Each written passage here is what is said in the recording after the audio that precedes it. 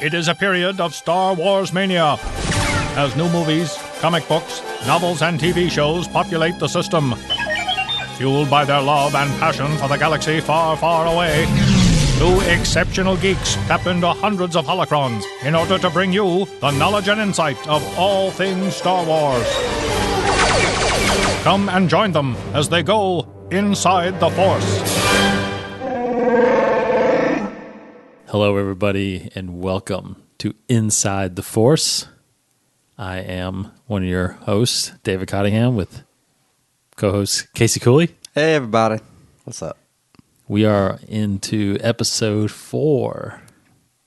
Almost basically a month of doing this show. Basically, much. Yeah. Just about.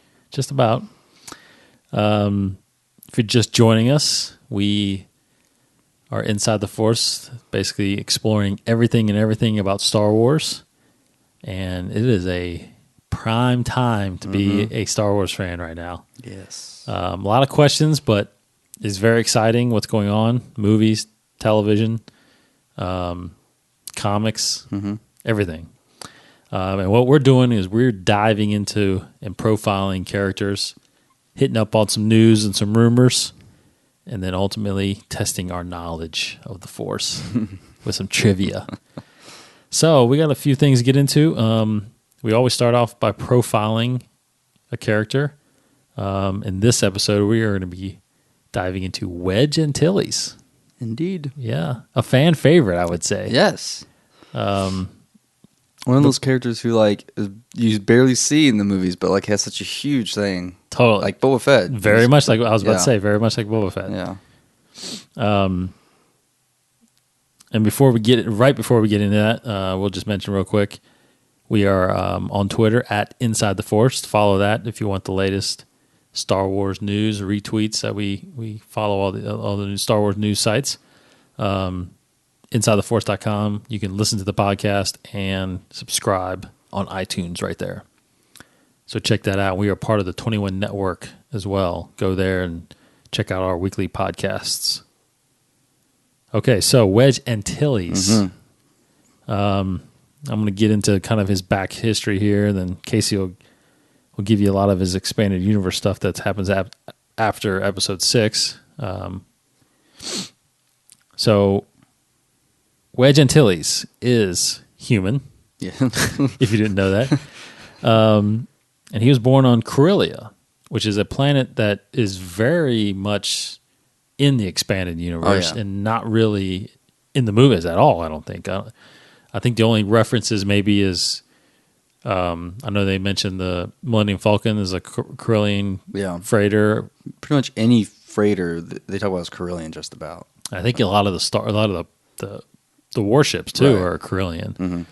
Because if you really get into the expanded universe stuff, you know, the game Force Unleashed, which I think is canon, right? I mean, as far as but there, you see that there was, and we were just talking about it, and I forgot to look him up real fast. But there was one of the main contributors to the Rebel Alliance was from Corellia, and his involvement into the Alliance was to basically supply the artillery, the starships, and the tanks and the fighters and all that stuff. So a lot of stuff going on there. I mean, it's a pretty known. We'll get into. We even mentioned that we're going to do Corellia eventually because it's a very, very populated and important system that has very much like Alderaan, and Coruscant, one of the main ones in the core there. Oh yeah, definitely. So Wedge Antilles was born there. He was born 21 BBY, before the Battle of Yavin. And he was born to parents Jagged. He's Wedge. His father was Jagged, and his mother was Xena.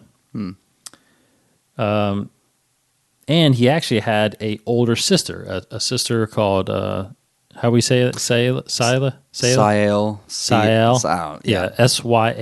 That's our pronunciation. That's a good. Syal is pretty good. But she was 10 years older than him, and she actually left the family when he was 7 years old, and basically became estranged, like just completely lost touch. The parents rarely talked about her, but Wedge still had a very big fond memory and fondness for his sister. So he kept always thinking about her, even though he never really knew her. But he ended up, which you'll mention later, contributing something from her. But anyway, so he lived in Karelia, and not a hugely wealthy family, but just middle class. And then he had dreams. There's a capital city called Coronet, which is the capital city on Karelia, very advanced, big city. Think about basically New York City on Karelia. Yeah. He really always had aspirations of being an architect and building in part of that city. It says here that he had a projector in his bedroom that showed the city skyline and stuff like that. So he had dreams of building onto this and adding onto this and all this stuff here. So he grows up, goes through the normal schools and the academies and stuff like that. Eventually, he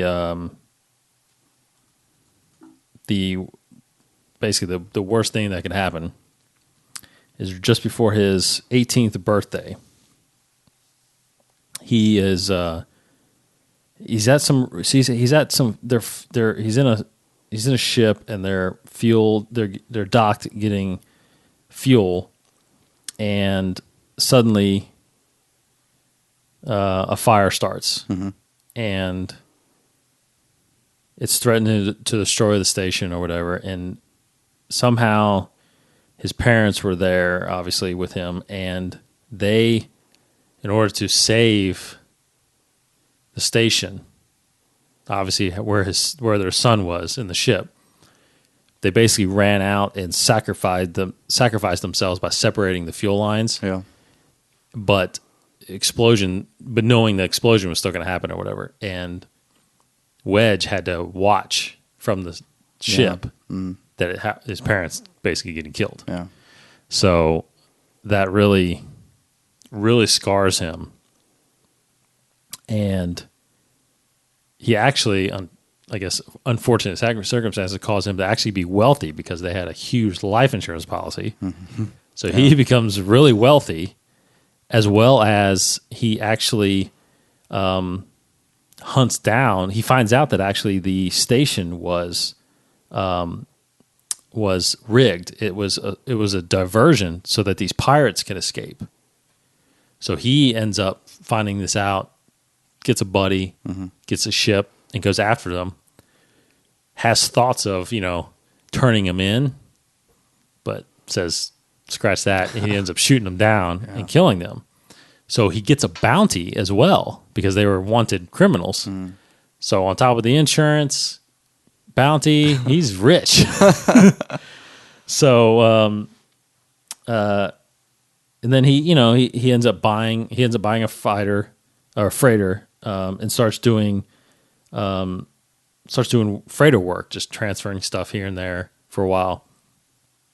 Ends up coming across, what does it say here? Ends up coming across a,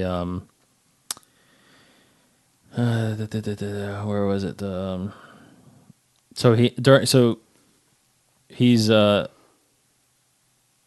doing his work. I'm sorry. He ends up going into a buddy ends up talking him into trying to join the alliance or whatever. Yeah. And he really doesn't want to because he really doesn't want to get involved with. I'm talking about the rebels. Correct. Yeah. He wanted to join. His buddy wanted him to join the Rebel Alliance. Right. And he definitely doesn't want to get involved. But he, so he's operating on the Carillion moon. On a Carillion moon, he enjoyed the hospitality and services of Rallo, an older man and a mechanic. And since he wanted to be an architect, he was into mechanics, so he formed a good relationship, and then fell in love with the guy's daughter. Her name is Mala Tinero. So, and it says Rallo was active in the alliance, so that was part of the reason too. kind of forcing him going that way, but he really didn't want to get involved. But then he finds out that he goes back one time. He ends up trying to go back there and visit, and stormtroopers are there, Imperials are there, and they have basically raided it, and they've killed a lot of people, and then Tenero, the girl he's in love with, is missing. So he ends up outraged and basically shoots them all down. Ends up following him, shoots all the Imperials down, which basically makes him a fugitive almost, and ultimately forces him into join the Alliance as part of a tactic of not a revenge, but kind of to make sure stuff like this doesn't happen again. Right? He wants to do good. So, and I think he never he assumes that, or I think he finds out that Tenero has been killed, but he's never was able to determine her fate, like what happened to her. So that just kind of goes off on the. So he joins, starts off as just kind of a mechanic, actually, not really a fighter pilot, but then eventually gets into Red Squadron, and works his way up into. Then he gets his call sign Red 2, I think is what he was in episode 4. And then, what happens in the movies happens. I mean, obviously, episode 4 happens. He becomes a hero because he's one of only 2 surviving fighters, right? In fact, he ends up being the only surviving fighter of both Death Stars. Because obviously Luke wasn't a fighter in Return of the Jedi. So he's a big hero as far as that goes. And then one side note before we get into, before you talk about the Spanish stuff, really cool. 2 really cool things was one, before one BBY before the Battle of Yavin, he was working with one of the Jedis that came out, General Coda. Yeah. If you listened or if you play the game Force Unleashed, you know General Coda. Starkiller, who is Vader's basically clone apprentice, is hunting down Jedi and hunts down General Coda, but eventually ends up befriending Coda and joining and starting the Rebel Alliance. Well, there was a Starkiller's love interest, Juno Eclipse, gets captured by Darth Vader and held on Kamino, which we all know is the cloning facility. Well, General Coda leads a raid against Kamino, and Wedge Antilles is part of that raid. And he actually helps Starkiller in the game to help him fly him through the facility and get him to a certain point. So he's actually very involved in the games and that part. And then the second bit is pretty cool, is that he ends up during Empire Strikes Back, after they leave Hoth, they're forced to leave Hoth, and I don't think they find another. They don't find another base necessarily. I don't think after Hoth. Yeah. No, because they're kind of just floating around, I think. Yeah, it's like a mobile kind of base operations. They're all on the ships, and they're all. So he, but he finds out that there's something going on. He hears chatter apparently that something's going on Bespin. So he sends somebody there to find out, and then gets reported back that Han Solo was, in fact, taken by the Empire. Yeah. And he leads a little squadron to Bespin and arrives right at the time where Boba Fett is taking off, and then they actually try to follow Boba Fett, but Boba Fett evades them. So he was almost involved in the rescue. So a little sidebar of what happens during the movies with Wedge, but anyway, and then the rest about the movies is pretty much what happens. There's a lot of little battles, interiors. A little thing we'll talk about after this, but the comic that's happening now has a lot of Wedge Antilles in it. So, but of course, after Return of the Jedi, he becomes the major hero. He is, and I'll say after the Battle of Yavin is when him and Luke form Rogue Squadron. Yeah. And that's kind of the main elite fighter squadron leading up through the movies and even beyond. So, beyond, definitely. So he's basically rogue leader by the time episode 6 happens. I'm pretty sure. I think he's rogue leader, and he's general. I think I don't know if he's general then. Not yet. Okay. No. So we'll get into what happens after Return of the Jedi. Pretty much, as we were just saying, like 9 years after episode 4, so like a few years after episode 6.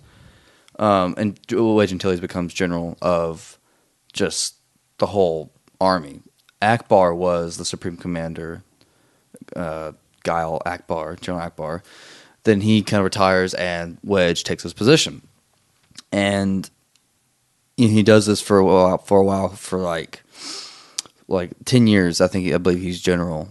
And there's peace, pretty much peace, because after episode 6, the Empire is still around. There's still Imperial remnants, and they still have a pretty good presence. And then the goal was after episode 6 is to kind of find them, not necessarily wipe them all out, but make peace with them. So 19 years after episode 4, ABY, so 13 years after episode 6, there is peace. Peace was achieved with the Imperial remnant and the New Galactic, I don't know the New Republic. Yeah. And so after that happened, this peace happened, Wedge Antilles went into retirement. Right. And I can't find here real quick who replaced him. But there was a period of retirement for 6 years, and then the Yuuzhan Vong War happened. And if our listeners are readers of the Expanded Universe books, you should know all about the Yuuzhan Vong War that takes place during the New Jedi Order book series. It's a huge thing that we cannot really get into. Yuuzhan Vong, they're a horrible race of aliens from a different galaxy. Right. They come in, clean house. They basically take over many, many systems, take over Coruscant, all this stuff. This brings in Wedge Antilles back into fighting, and he's once again commander of the New Republic. He's leads a lot of the attacks against the Yuuzhan Vong War, and basically this whole war spans, I don't know how many years, like I want to say about 10 years, I'm not sure, like maybe less than that, but this Yuuzhan Vong War spans a long time, creates a lot of devastation in the whole galaxy, because when Yuuzhan Vong, when they take over a planet, they terraform it, they make it that they destroy everything and kind of rebuild it on their own image. And so after the war was ended and the New Republic won, a lot of rebuilding had to happen. So Wedge Antilles, there was a lot of tension between the systems and all this stuff. And Wedge Antilles went back into retirement after the war. Mm-hmm.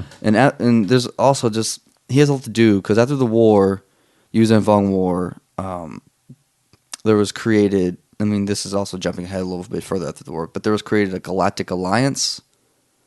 Right. It seems almost like after the Yuuzhan Vong War, the New Republic, in a way, started to become a little bit corrupt. Correct. Much like how the Empire was. Mm-hmm.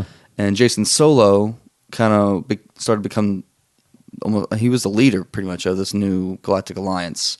Well, yeah, he becomes a Sith, right? Yeah, but first he's not revealed as such until later. So, during these tough tensions, because during the Yuuzhan Vong War, Corellia kind of was unscathed by it, and after the war, they kind of rose to a higher power because they had less damage to the planet, because they had a stronger economy after the war, so they kind of were prideful, and they had a lot of prestige about them. And then when the New Republic started rebuilding as the Galactic Alliance, they were creating new laws, new rules, a lot more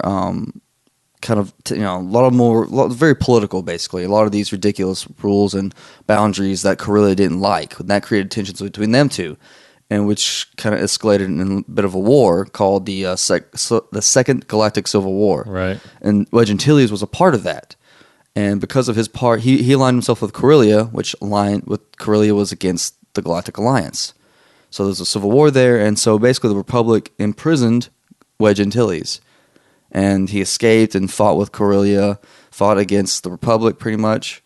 And I mean, it sounds really crazy that this is like happening. This is like a pretty big event after the Empire. Yes. But there's another civil war, and it is revealed that Jason Solo, like one of the leaders, the leader of the new Galactic Alliance, is a Sith. He's a Sith Lord. So once again, the Republic is under the rule of a Sith Lord. And that's a whole other mess we can talk about later about Jason Solo if we ever talk about any of these expanded universe characters. Yeah. But so I mean, it's crazy because Wedge Antilles is still alive in the expanded universe. So there's really no end to what we can say of his story, because this is the first time we've talked about a character that isn't dead, right? I mean, we talked about Bane, Yoda, yeah, that's right, Coruscant.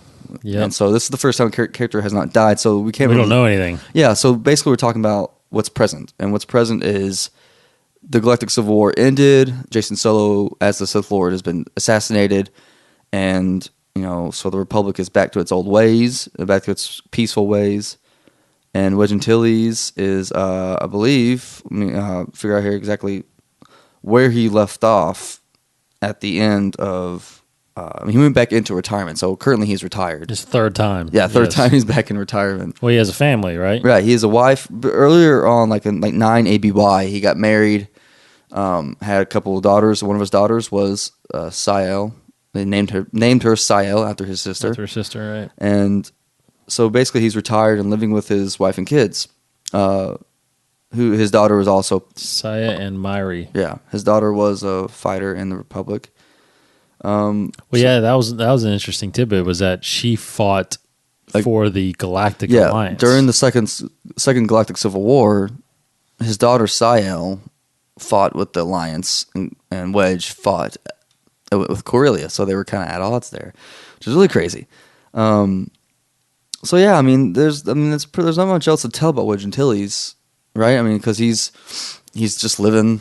He's just living the life right now. Yeah, right now, yeah, that he's still alive, and kicking. I mean, I haven't read any of the most recent books. But he's retired, so yeah, I don't know if there's any more. But there's a ton of books, about Rogue Squadron, and I think there's an X-wing series. There is, yeah, that's a lot of books about that. And then he's in all those books leading up to the New Jedi Order. I mean, all those books. Starting with the Truce at Bactura or Bakura, and I mean, he just is engulfed. I mean, he's just a main character. He's one of the main characters of the Star Wars galaxy. Yeah, so, I mean, even the X-wing series, it's like, I think that's the most recent book. Just came out actually last August. The most recent book of the X-wing series. I mean, it's still an ongoing series. It is. So wow. So it's really, I mean, literally the most recent thing that we can talk about of Wedge Antilles is that what happened in the most recent book, which is like he's in the middle of some sort of battle. So it's really. So is the New Jedi Order still going on? Well, that book series is done. That is done. Yeah, there's been several series after that. There was the Nest, I believe, which is a few books. I heard it wasn't very good. There was Outcast, Fate of the Jedi. All these, there's several different ones. They just ended one just recently. I think Jedi Outcast, I believe, was the series that was just ended. I haven't read much of those, so I could have been pretty. I hope I wasn't too inaccurate, if at all, with what we've been talking about. Yeah, I think we're. But yeah, I mean, that's pretty much. I'm trying to figure out exactly what the last book was about with Wedge Antilles, because, I mean, he's all the He's a huge character, but after the Yuuzhan Vong War and after all that stuff, I guess he's kind of just falling away a little bit. Yeah. So that's mainly I think the main points of Wedge. Obviously, if you want to know a ton more, there's a lot on Wikipedia. I mean, he has a huge page on Wikipedia because he was involved in so many battles. It's actually. He even mentions, I think, in there, he doesn't like to be referred to as lucky, even though it seems like he's been lucky to survive all this time. Yeah. But no, he's a very prominent guy. And a little behind the scenes tidbit, he is played by Dennis Lawson in the in the movies, Mm-hmm. episode 4, 5, and 6. He is, in real life, Dennis Lawson is Ewan McGregor's uncle. Yeah. So there's a Star Wars tie there. I mean, how cool is that, man? You're in the original trilogy, in the 70s, early 80s. Ewan McGregor's a little kid. Yeah. Who would have thought he would be Obi-Wan Kenobi? You know what I mean? That's freaking... Just think in episode 7, if we see Wedge Antilles in episode 7. Oh, man. And we see like a hologram of Obi-Wan Kenobi. Ewan McGregor. That'd be awesome, man. That would be so awesome. And then he was also offered the role in episode 3 of Captain Antilles. Do you have his first name? I don't know. Yeah, it starts with an R. I'll look it up here real quick. Rylth? Is it something like that? I'll give you like 2 seconds so here. Captain Antilles. Yeah, it was episode 3. He was the captain of the Tantive 4. Yes. Captain Ramus Antilles. Colton, like it's like sometimes he's referred to as Colton Ramus Antilles or something like that. But yeah, Ramus Antilles. So he was offered that role by Lucas, which would have been weird because that's the same guy that you pointed out that gets choked in episode 4. Yeah. 19 years later. Yeah. If you know the scene, like Darth Vader's choking him. Like where are those plans? Where's the transmission? Yeah. We're a consummate ship. Yeah. Yeah. If you're a consular ship, where's your ambassador? Yeah. And then he kills him. We're on a diplomatic mission. Then he throws him. And then and actually a buddy of mine texted me a video on YouTube. It says the mistakes of Star Wars, like and it was just episode 4 basically, what like the shooting mistakes. And the first one was him getting choked out and die, and then Vader throws him, but he's alive enough to throw his hands up to block himself getting hit. Yeah. So that was pretty funny. But he was Wedge Antilles, or Dennis Lawson was offered that role. Yeah. Turned it down for some Good. reason. I'm glad. I'm glad too. So then they got a younger guy in there, and obviously he would have been a little older to play that. But anyway. So that's Wedge Antilles, one of our favorites. Like I said, check him out on Wikipedia, and he's got all kinds of stuff on there, and I mean, just hours of reading material there for him. So that's our profile for the episode. We'll move into before we get into some news here. We'll briefly talk about you just read Star Wars number 4. We're talking about the comic, the Dark Horse new series that Dark Horse has out there, simply called Star Wars. This is number 4. The cover says the Empire has a target lock on Leia. Whoa! But anyway, it's I love the book. I mean, it's and the art is incredible. I do love the art. Man, love the colors. Yeah, the colors are great. Like it shines almost right off the page. But this one, this issue, we saw a lot more Vader. I did like that. Yeah. Almost like in this issue, I like that more than what was happening in the other parts with Leia and stuff. Because, after it's been like it's monthly. It's monthly. It's monthly. And so, I should have probably refreshed myself in the issue before because I was like, what's going on? Like, I know what's going on. The issue before was mainly about Han and Chewie. Han, Chewie, and Coruscant. So in this one, we had like Mon Mothma sending out all these special agents trying to find a new base, and they're trying to figure out who is the mole in the Rebel Alliance, because they're trying to find a new base, and every time they get an idea of what the new planet should be that could be their new base for the Rebels, the Empire immediately shows up to try to destroy them. So obviously somebody's leaking information. And so it's just a lot of stuff is happening. Yeah, I did love the Vader stuff so much. But once again, the endings of these comics aren't, I don't think, very good endings. I mean, they're somewhat cliffhangers, but they're not just like, they just kind of end. I'm like, oh, okay. I need to wait for the next one. Like, it doesn't wow me in the end, I don't know. It's just a personal thing, I guess. And I think what was cool about this one, too, was they're getting into what we talked about, the Coruscant levels. Yes.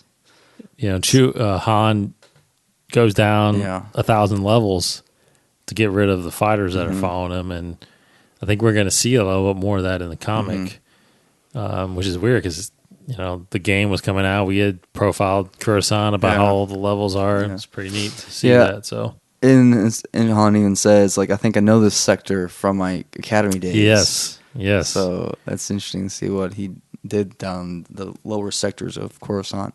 Yeah, it seems like everybody's in this sector craze. I don't know. The 1313 was talking about it, and in Clone Wars, they touched on the towards the end of the season. They touched on the different levels of Coruscant, and now the comic is, and even what we're going to talk about here in a second with this new piece of news. I just think that, it almost seems like there's so much you can do. I mean, there's just so much with over it's like 5,120 something levels. Yeah. I mean, you're talking about each level is like a city. Yeah. Like his own country. I mean, it's huge. It's the entire planet. It's a whole level. I'm assuming it is. We've never seen a diagram, which I couldn't even imagine they even have a diagram. I'll quickly look up here. There is a diagram of Coruscant, but I mean, I know in the game. Remember, we saw the game. They showed like a tunnel. Yeah, remember they showed like like a rendering, and it had like the tunnel of them going down. So you saw the level, the big, which I'm assuming there's more than one shaft kind of thing. Yeah. Because then you go down and you just fly into your level, and sometimes we showed, I think it was in the Clone Wars, wasn't it too, that there's cities, like there's basically buildings hanging from the top too. Yeah, like you have buildings built up, and then you have stuff hanging from the top. So it's like cities on both tops. It's I wonder if the different levels encompass the whole planet, because if it's so, then like each sector, as you get closer to the core of the planet, is smaller and smaller. That's true. So it's just strange. Yeah, I mean, honestly, it's hard to imagine even like the original size of the planet. The original size of the planet is probably really small. I guess so. I mean, I don't know. They just keep building and building on top of it.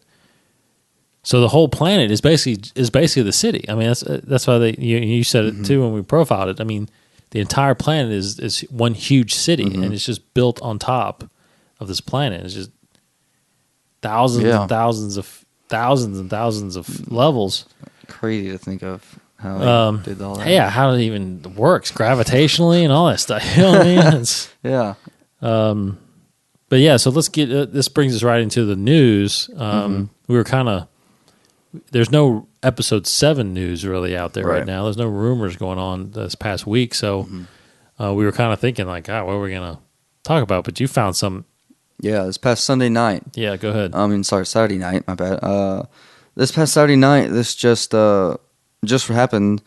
Apparently, it's been it's unofficial. It's how did you find it? I first found it off the Force.net, but their source is from IMDb, which is where this originally posted on forums on IMDb, talking about the whole Dave Filoni, how Dave Filoni mentioned that he's working on a new animated series for Star Wars.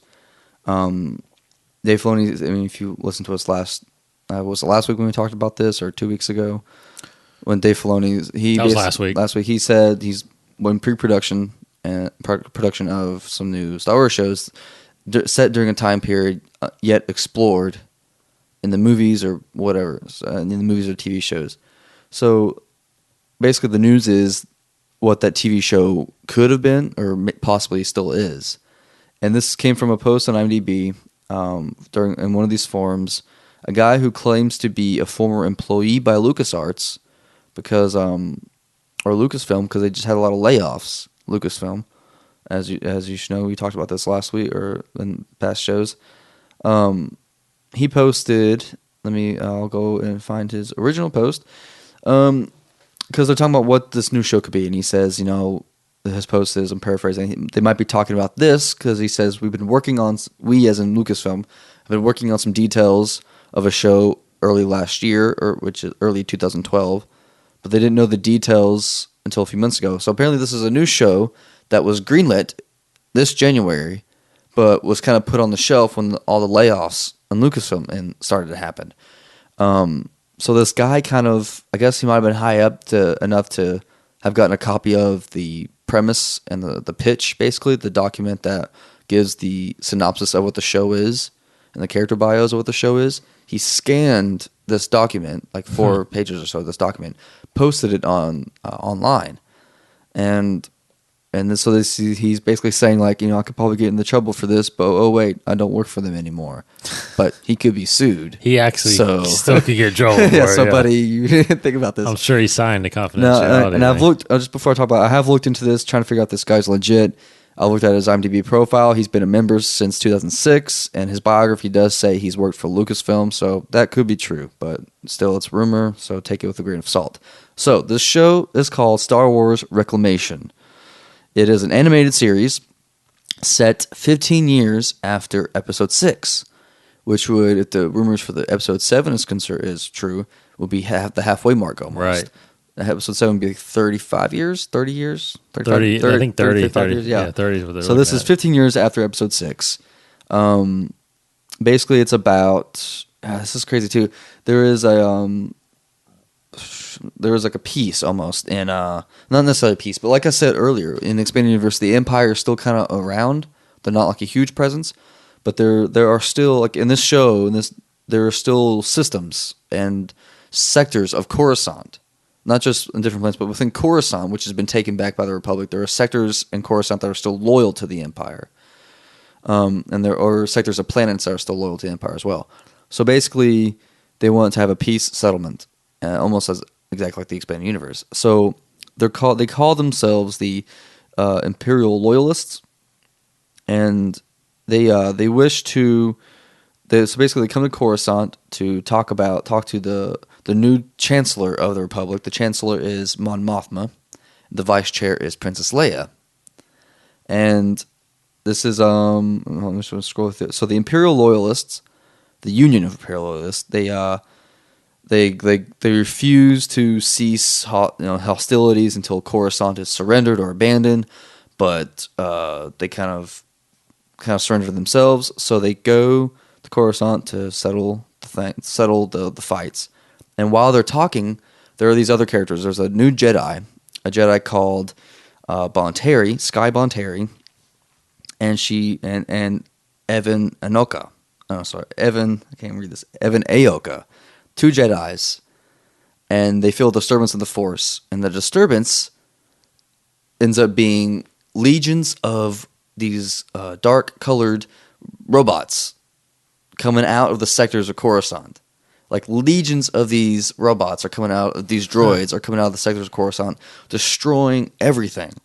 And they're not affiliated as of, maybe this will be a twist later on, but they're not affiliated with the Imperial Loyalists, they're not affiliated with the Republic, they're just a third-party threat.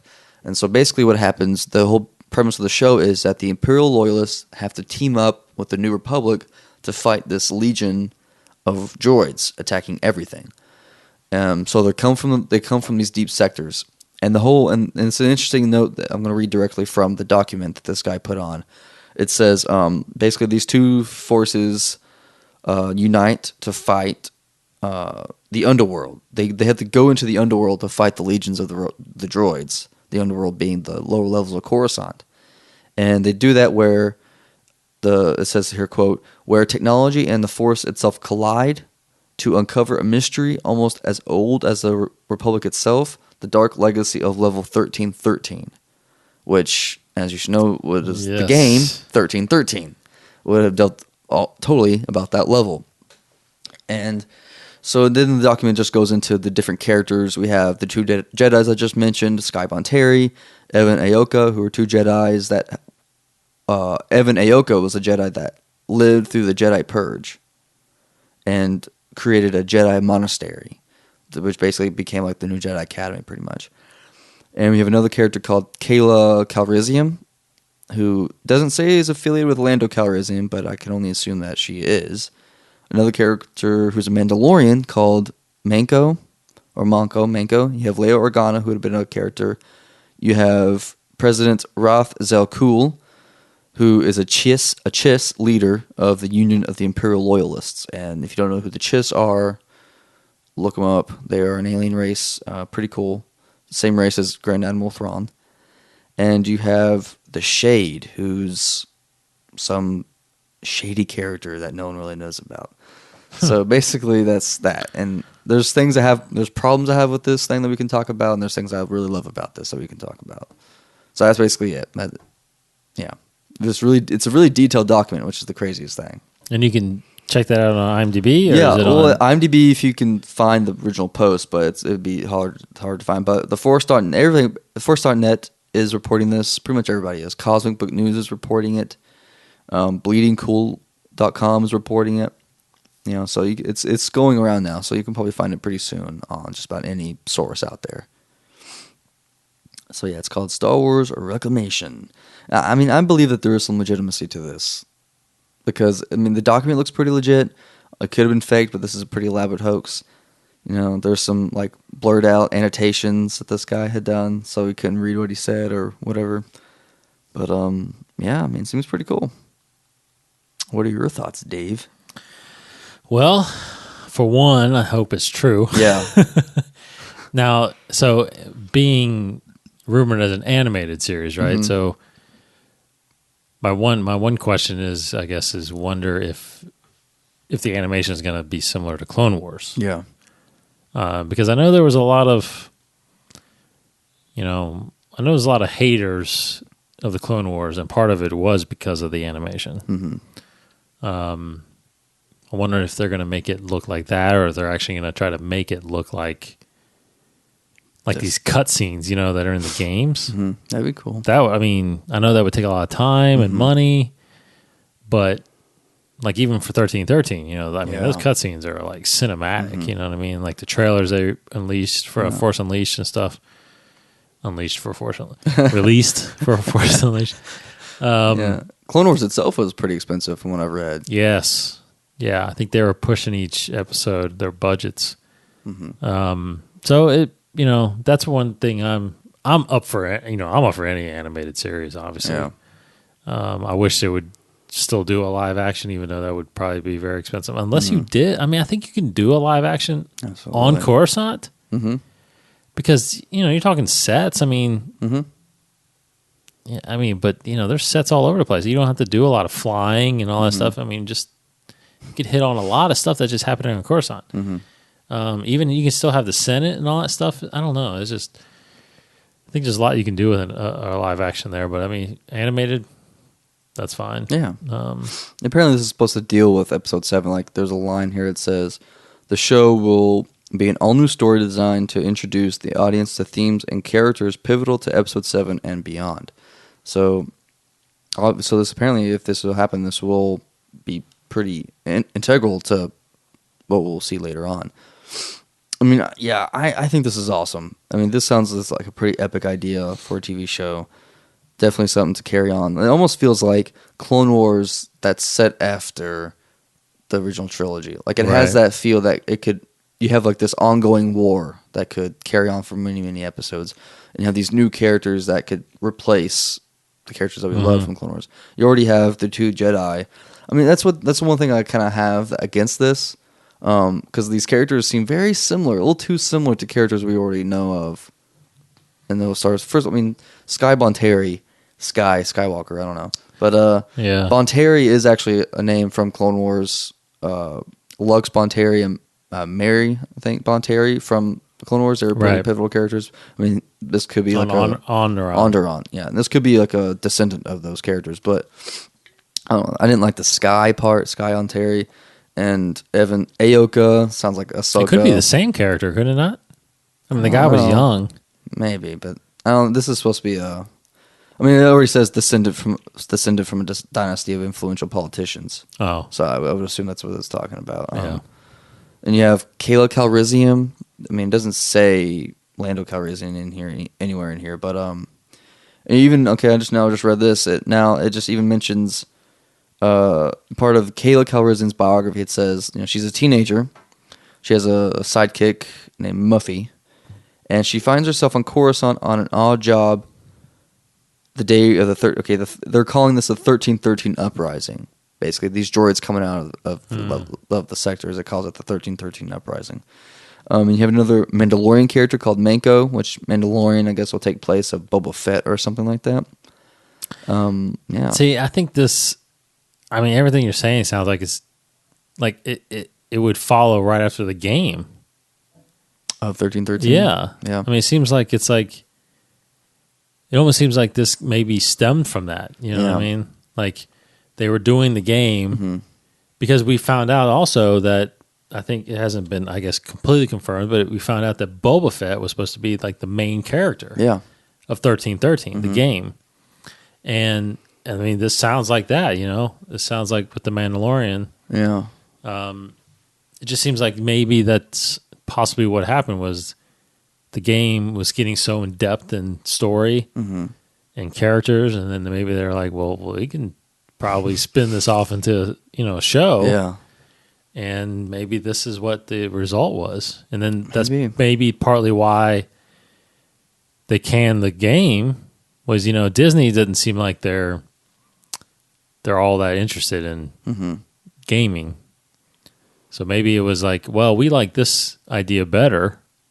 Let's scrap the game and focus on this series, you know, kind of thing. So I don't know. It's although I want that game too. Yeah. It was awesome looking. Well, no, dang it. Just like. Does that sound reasonable, I think? Yeah, very reasonable. I mean, there's different things, yeah. Like, it can't be a coincidence that they're talking about 1313. It can't be. I mean, if this is true, absolutely. Like, yeah, there's so many questions out there right now, and it could either be because of the show, it could be because of the Boba Fett movie, it could be because they're just, like we said, they're putting everything on hold until the movie comes out, and then they'll release it.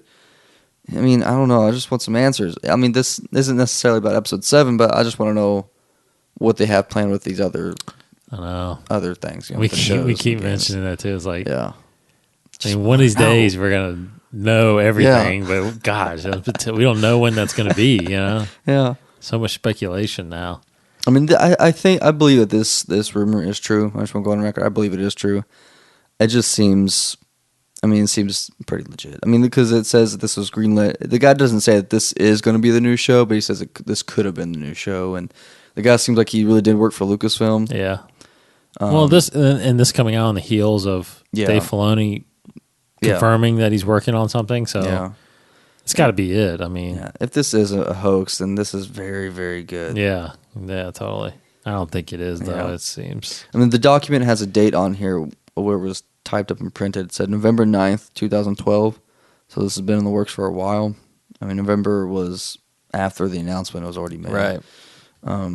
But before they got let go, technically they were told to be told that.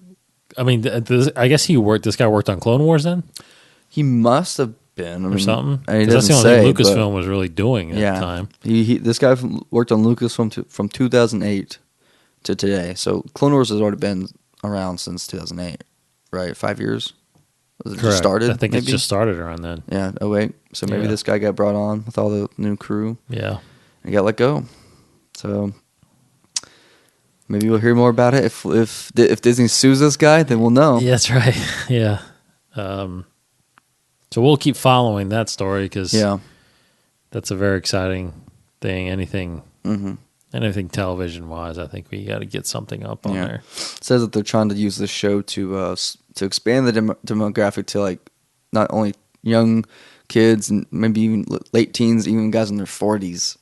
You know, they're trying to expand the demographic. Well, that would be the guys that watch the originals. That's what they're doing. Yeah, that would be it. Yeah, but this is still Disney, I guess, right? So, was it going to be on Disney XD or ABC? I don't know. You know, it could be on ABC. I guess they own ABC. Yeah, so who knows? What else? Anything else on that? There's little things like we just got confirmed that Anthony Daniels will be going to Celebration 7 in Europe. Right. Celebration Europe.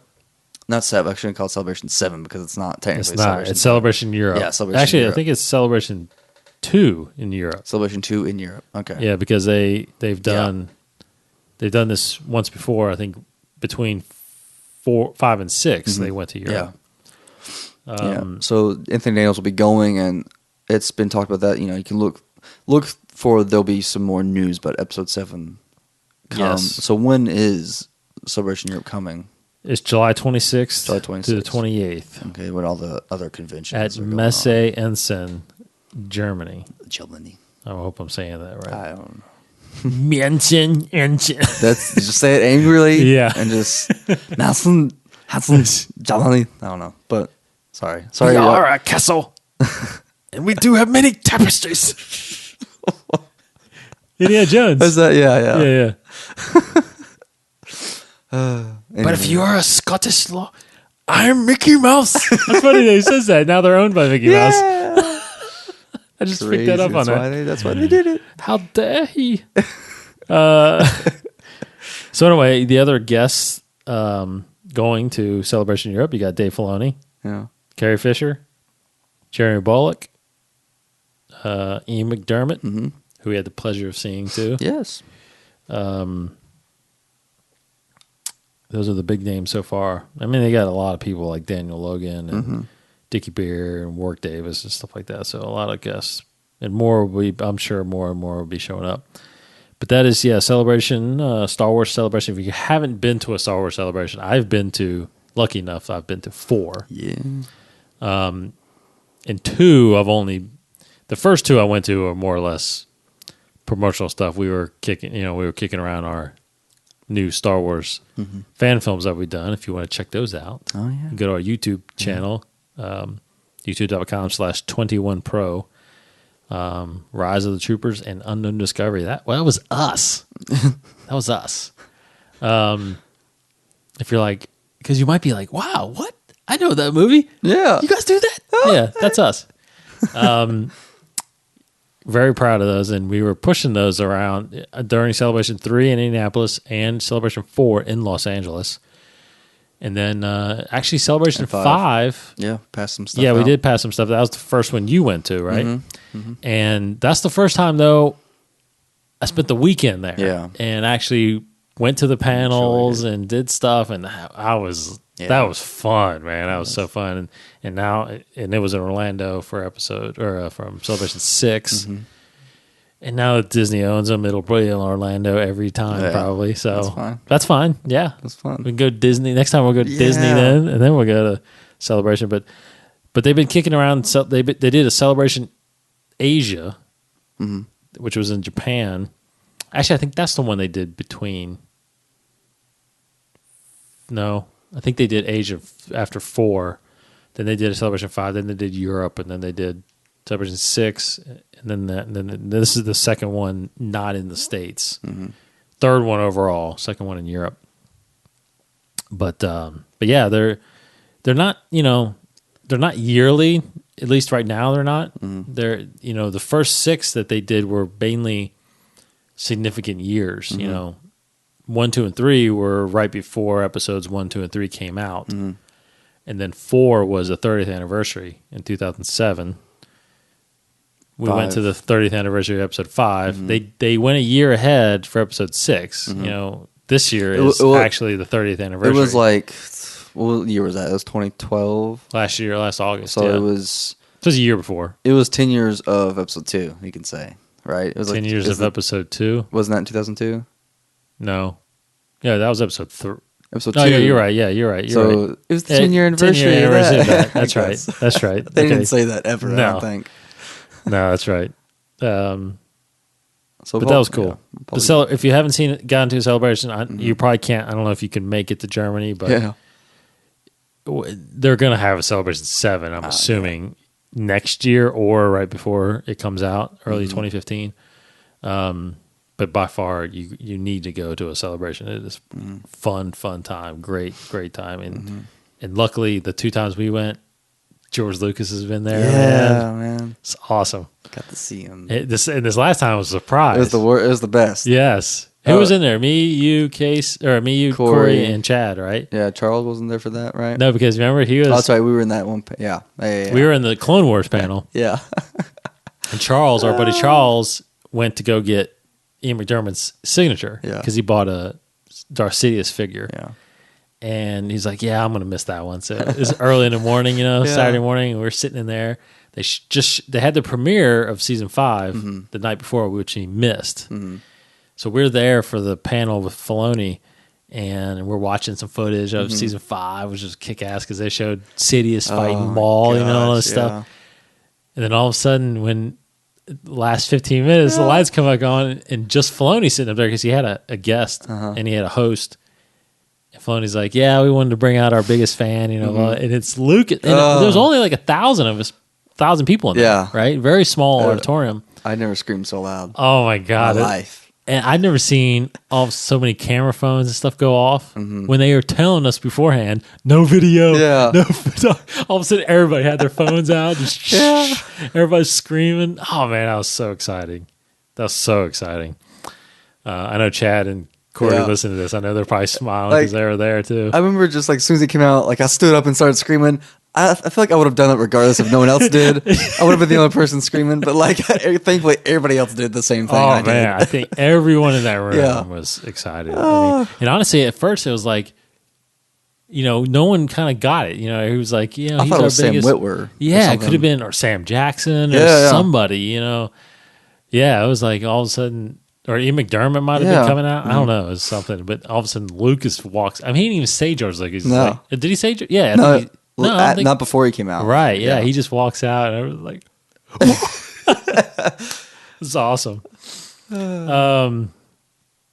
So real quick, I wanted to kind of correct myself a little bit on the Wedge profile. I looked up when I mentioned how he was involved with the Star Killer thing on Force Unleashed and how I wanted to touch on that 3 people that started the Alliance were Bail Organa, Mon Mothma, and this guy, Garm Bel Iblis. I should have known that. I know this guy. Okay. He's big in the expanded universe too. Garm Bel Iblis, yes. Yeah.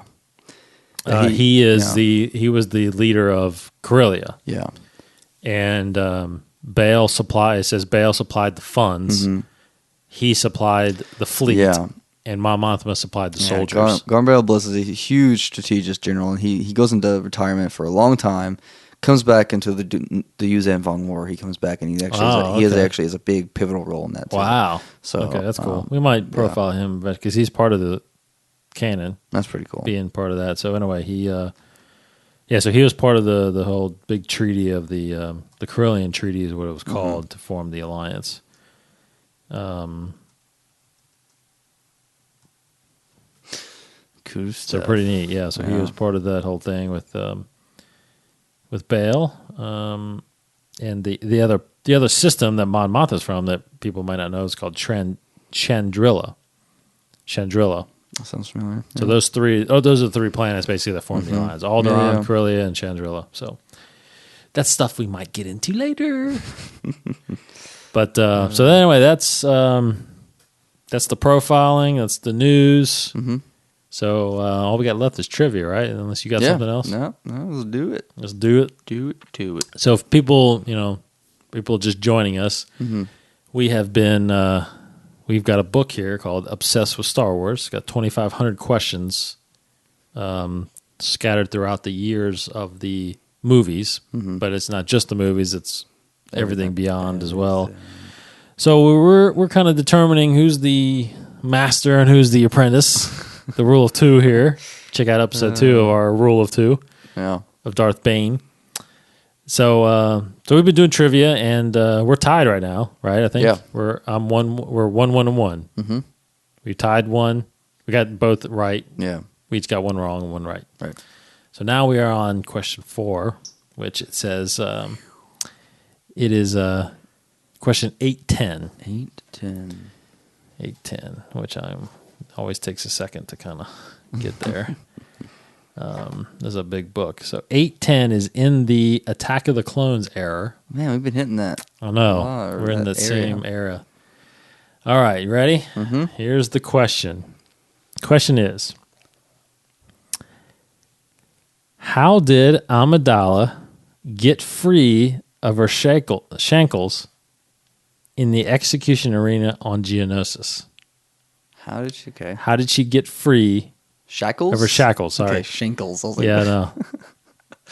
How did she get free of her shackles in the execution arena on Geonosis? Okay. A, she picked a lock. B, the Acklay cut them. C, Acklay being the creature that was attacking her. C, a Jedi cut them. Or D, a laser blast cut through them.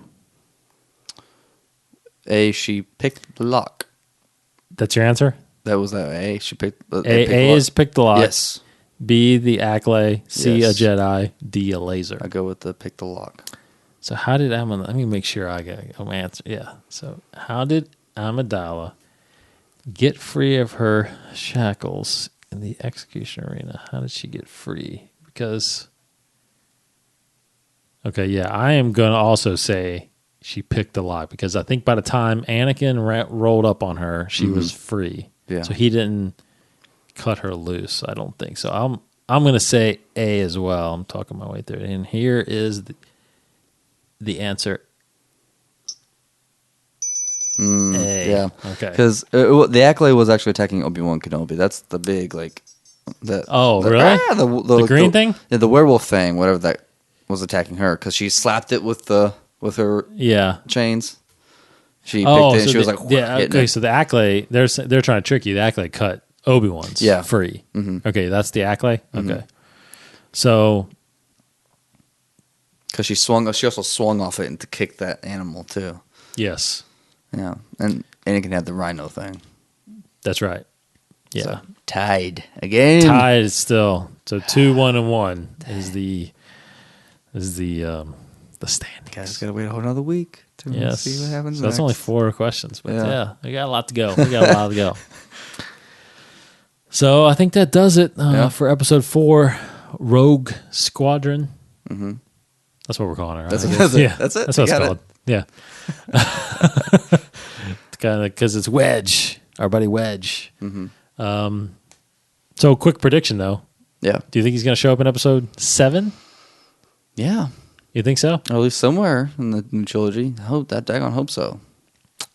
Yeah, I hope so too. I think, but that obviously that might kill a lot of expanded universe canon. I'm fine with that. I'm fine with that too because I'm sorry, not even guys. into that far into expanded universe stuff. So I mean, I love it. I love all the expanded universe stuff. I read as much as I can, but I'm okay. yeah, Man, I know some friends who would not be okay with it, but deal with it. yeah. All right, so that's our show. Thanks for listening. Thanks for tuning us in. Check us out on Twitter at Inside the Force. Our website, InsideTheForce.com. We're part of the 21 Network, 21network.com. Check out all the other podcasts that are weekly. Comics podcast, Filmmakers podcast, Poplar Fanatics, which is a pop culture fanatic, pop culture podcast. And then we got KooCast, which is very Batman oriented and just all kinds of general stuff. So check that out. Subscribe to us on iTunes, and thank you for people that have been commenting on us on iTunes. We had that little contest, which we announced last week. Shipped out some figures.